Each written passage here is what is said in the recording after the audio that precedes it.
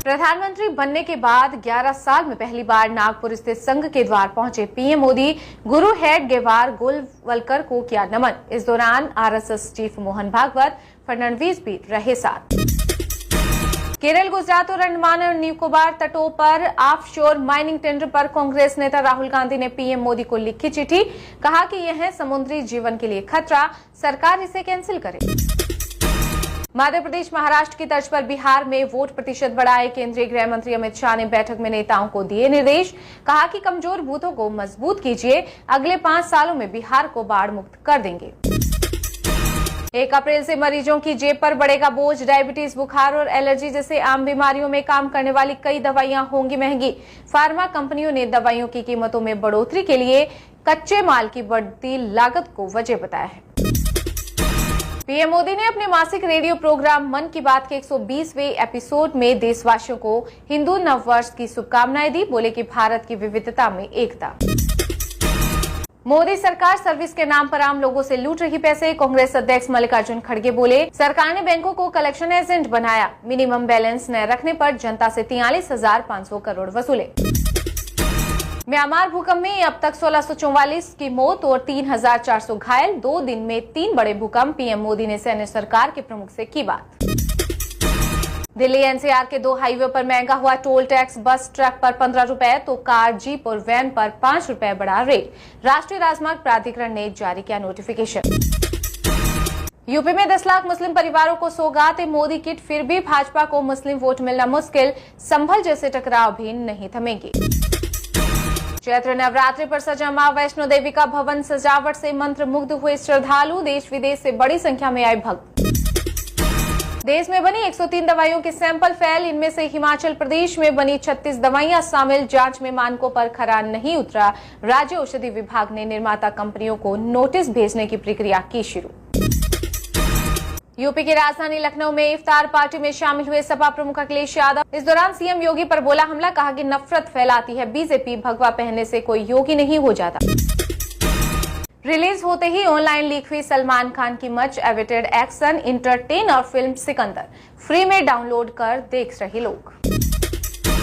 ओडिशा, पश्चिम बंगाल और गुजरात में heat wave और 2 राज्यों में बारिश का अलर्ट। राजस्थान, दिल्ली और पंजाब में चलेंगी तेज हवाएं।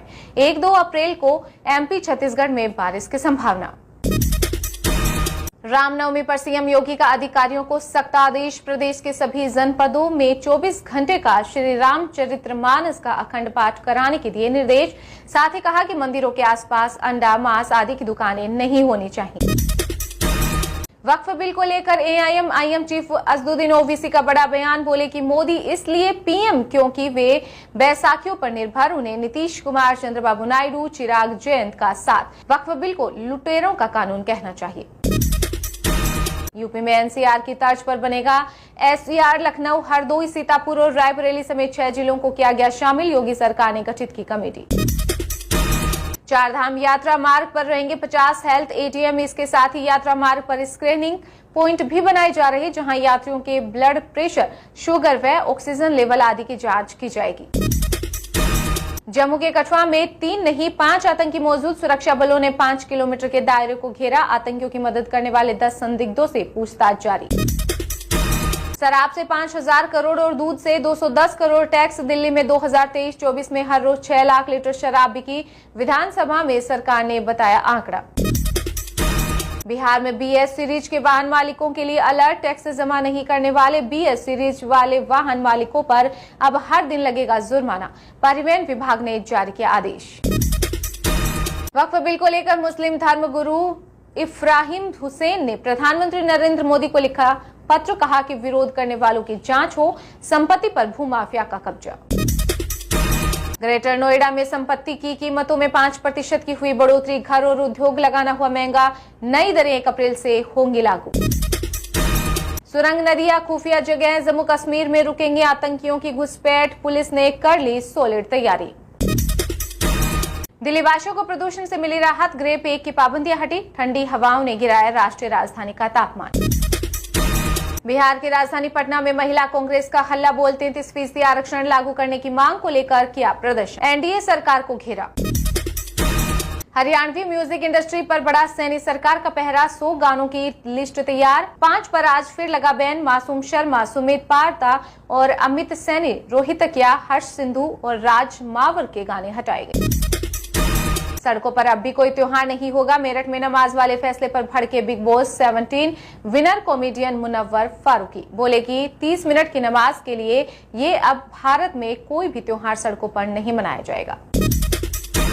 झारखंड में मैया सम्मान योजना को लेकर मचा बवाल। महिलाओं ने सोरेन सरकार पर बोला हमला, कहा कि योजना में गड़बड़ी थी तो पहले कैसे आया पैसा। मनी लॉन्ड्रिंग केस में ताहिर हुसैन को 4 साल बाद मिली जमानत। दिल्ली दंगों की साजिश के आरोप में हिरासत में रहेंगे। महादेव सट्टा प्रकरण मामले में छत्तीसगढ़ के पूर्व सीएम बघेल ओएसडी आशीष वर्मा के घर सीबीआई का छापा। 4 अधिकारियों की टीम ने कई दस्तावेज किए जब्त।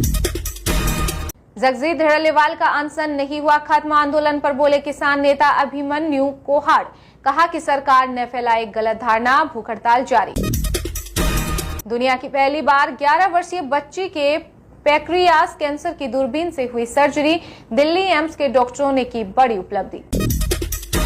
जेब में हाथ डालकर बेखौफ नहीं घूम सकता आरोपी। दिल्ली हाई कोर्ट ने एक फिल्म निर्देशक की अग्रिम जमानत याचिका की खारिज। कहा कि दुष्कर्म मामले में अग्रिम जमानत मिलना गलत संदेश।